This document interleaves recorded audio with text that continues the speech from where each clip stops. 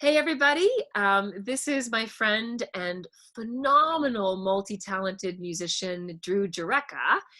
Hello. And you're gonna learn more about Drew in a moment, but in terms of how he and I have worked together, I've known about Drew for quite some time. Actually, I think I was introduced to your work, Drew, through Jill Barber, the amazing Canadian singer-songwriter. And I saw you guys actually at Joe's Pub in New York City many moons ago. And I was like, who is that guy playing the violin and just making all this magical stuff happen on stage?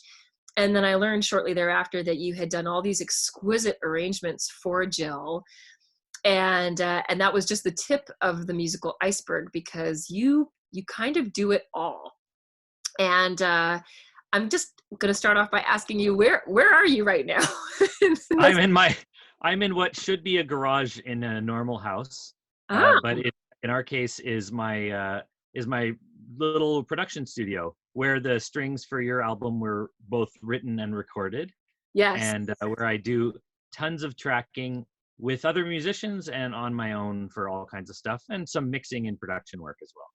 It's incredible. So you were actually telling me the other day, because I had real estate questions for you, but you were telling me that is it a two-car garage? Yeah, it's a we were weird real estate shoppers because we needed a house that had a garage that I could convert into a studio. And Yeah. to some degree, this was the main thing we were looking for.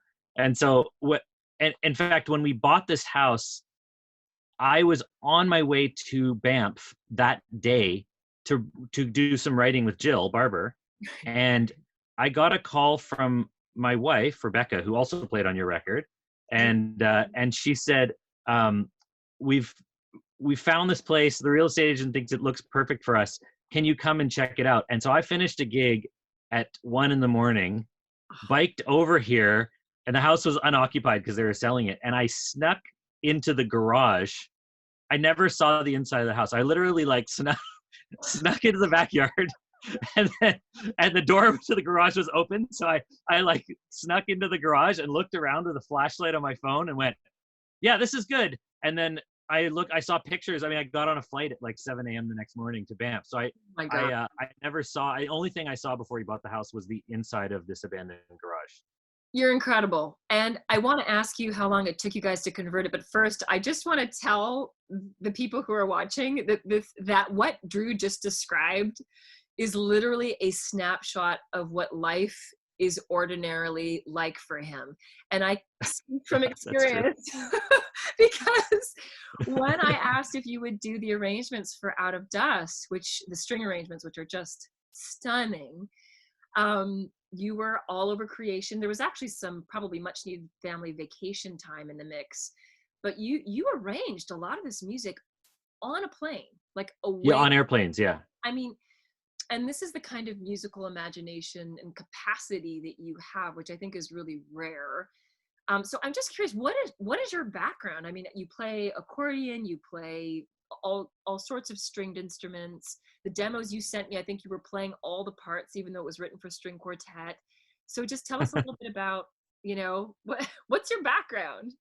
So I started studying the violin when I was 3 and a half. My both of my older siblings played. My oldest sister plays the cello, and my middle sister played the violin. I was the youngest, and so I saw musical instruments being played and lessons being taken, and I was asking for a violin. Apparently, basically as soon as I could ask for anything, and so my parents brought me to this wonderful teacher named Clara Schranz, who was this nurturing mother-like woman. And so I studied classical violin for a long time. And then when I went to middle school at Claude Watson School for the Arts in North York, Ah, yes, uh, very familiar. yeah, great school, um, which stands out as a beautiful time in my life. But anyways, they had this amazing rule, which was that if you came in and you were proficient at an instrument, you were not allowed to play that instrument in the school orchestra. And so Whoa! they actually they sort of forced me to learn woodwinds. Wow. So yeah, it's crazy. And like it had never occurred to me to do this. So then they gave me a clarinet, and immediately, because my parents are really great and dedicated, they're like, oh, you're playing clarinet, we're gonna get you private lessons and like get you a decent horn and all this stuff. So I started taking clarinet lessons privately, and quite quickly I think I became maybe one of the better players in the class, and then as a result also became a real pain in the butt because I was bored.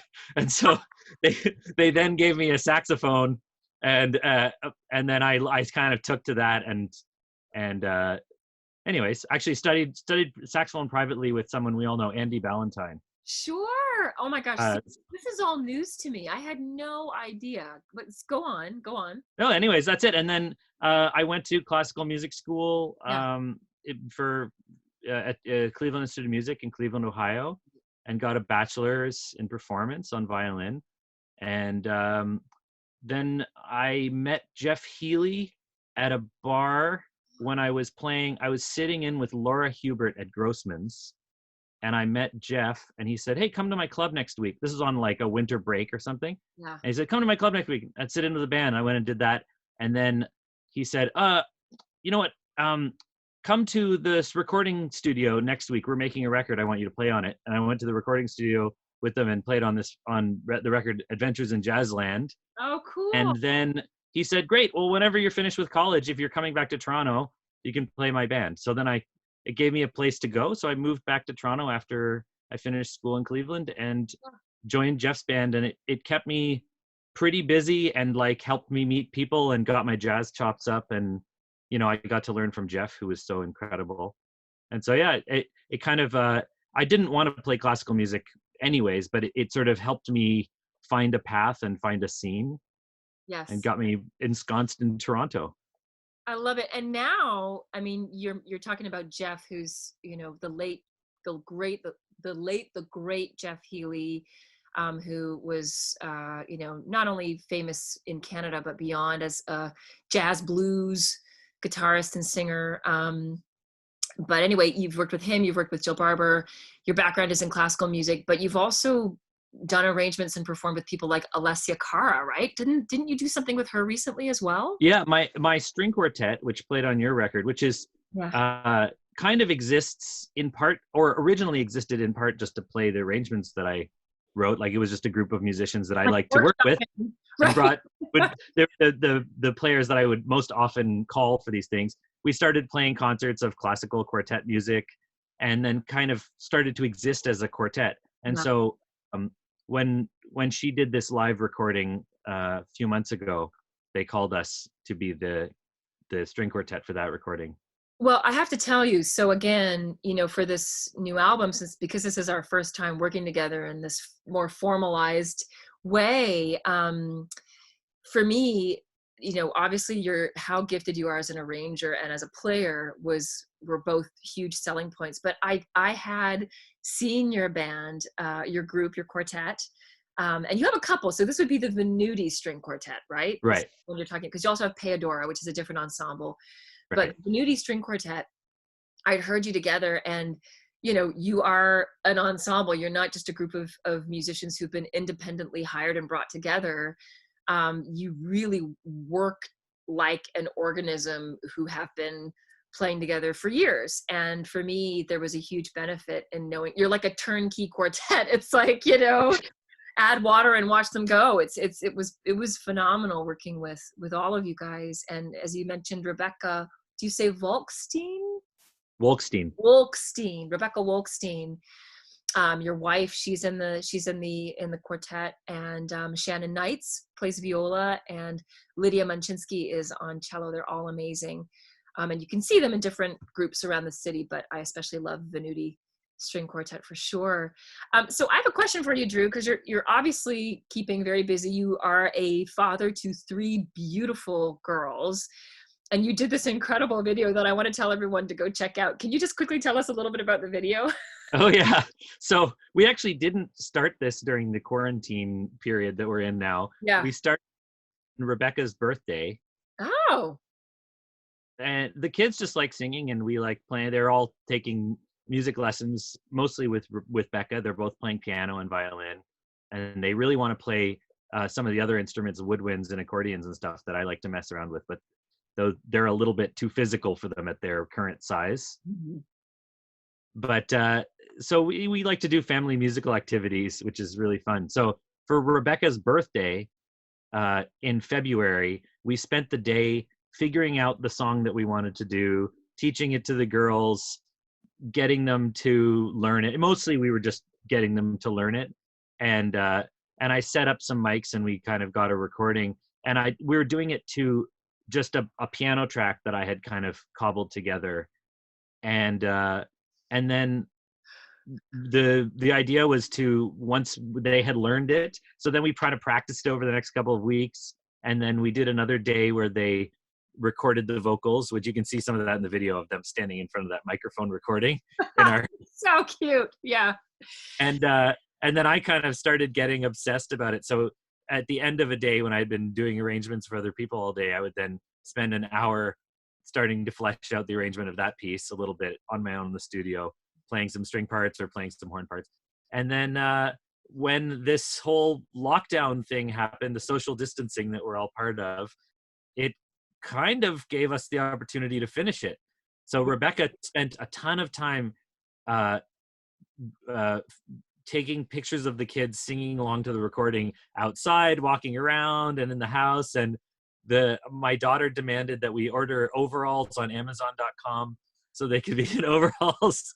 So she had it was fun. It was really collaborative. The kids had all these different ideas, and then we wanted to feature them in the middle, so they kind of came up with things that they could play to that little instrumental. It was really fun. It was, I mean, there were moments where it was just frustrating for everyone, but it was Right. really incredibly enjoyable. Oh, it's so good. And I've had people who don't even know that we're connected write to me and send me the video over Messenger. Oh, You just quickly tell, because for people who are watching now and they're like, wait, what is this? And feeling left out, what is the name of the video and how easily can they, like, how can they find it easily? I guess YouTube, right, would be the it's on place. YouTube, and it's I think if you look for Rebecca Wolkstein, she has a channel Oh, yeah, that that's great. has the video on it. So that's probably the easiest way. Yeah. I think if you Google Old Straw Hat, you'll come up with the Shirley Temple version Yeah. from Rebecca Sunnybrook Farms, which is where the Yes, music is from. yeah. But if you type in Jurecka, I think along with it, you'll come up with it, or Wolkstein, you'll come up with that video on YouTube. As Oh, far as I know, names to spell.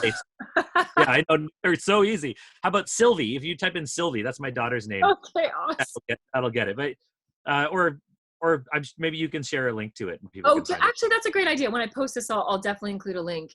And Yeah. actually, that's a nice little segue. So my new album is called Out of Dust, and you wrote these incredible string arrangements for, I think, 5 of the songs, right?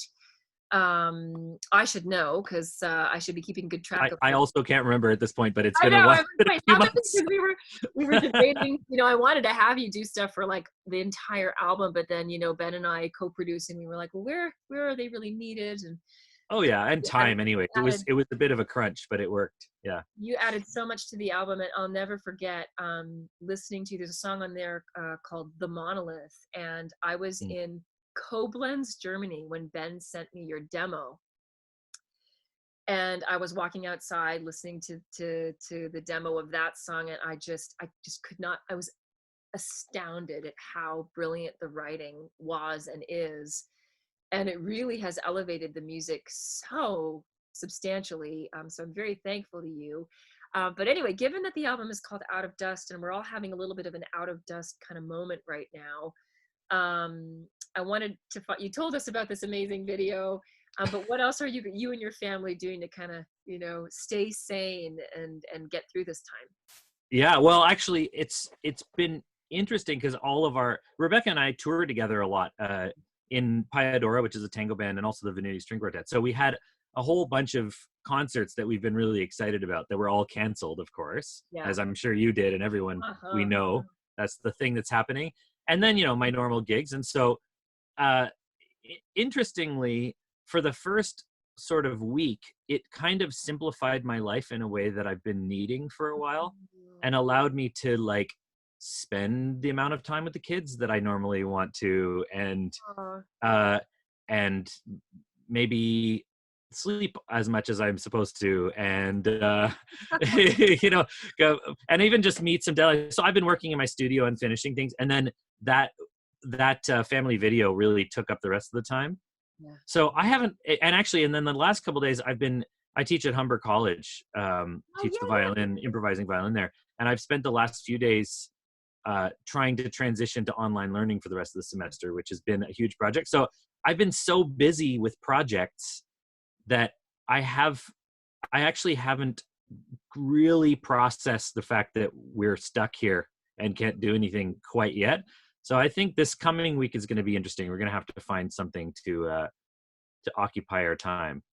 I have had a very similar experience. I've had friends and family write and say, you know, with just sort of tips on feel good tips on how to make use of all the time that's been freed up, but actually in reality I feel busier busier Right. than ever, Yeah. trying to Well, you're totally releasing an album. yeah, exactly, and completely revamping, you know, how we're going to do this. But anyway, thank you so much for speaking with me today. I'm just a massive fan, and Well, likewise, it was a really amazing arranging project to get to write on these songs. I have to tell you, uh, when you sent them to me and I started digging in, it was that like, oh boy, you know, glee. So I had as much, hopefully as much or more enjoyment writing to them as you did listening to the demos. It was aw, really a very enjoyable collaboration. you're so kind, Drew. And just let us know where we can find you. Like folks who are watching now, where's the best place for them to find out more about you and what you do, who you are, all that good stuff, or your group? Well, one of the things I'll be doing this week is finishing a website, hopefully, All which I've been right. years. And other than that, you can check out venutistringquartet.com Great. and payadora.com. Paya. Payadora. Sorry for saying Payadora. Payadora. Okay. Pay. Yeah. That's sort of how it's spelled. And those are the two projects that I'm really focusing on right now. So I'm composing. I just finished writing a 4-movement string quartet. Wow. And the Venuti string quartet, as soon as we're allowed to congregate, is going to finish recording it. Yeah. And and we're like 80% of the way through, so that's the next thing, is going to be editing that. So stay tuned. We'll be releasing our own music very soon. I And love Payadora also has a grant to start recording a new album of a bunch of original material that I've written and Rebecca has written. And so sometime again, whenever we can actually do that, that's going to be another project that we're going to be working on. So we're busy and we're doing fun things in the future, hopefully. Yeah, exactly. Congratulations, though, on getting funding. I think that musicians here in Canada more than ever are very, very thankful for Oh access yeah. for its funding. Whew, so I'm excited to hear that album, Drew. And thanks again for chatting with me today. Give my love to Rebecca and the girls. I will. Enjoy your time with your family. That's it. Thanks, Drew. Okay. Okay, bye. Bye. Ciao. See ya.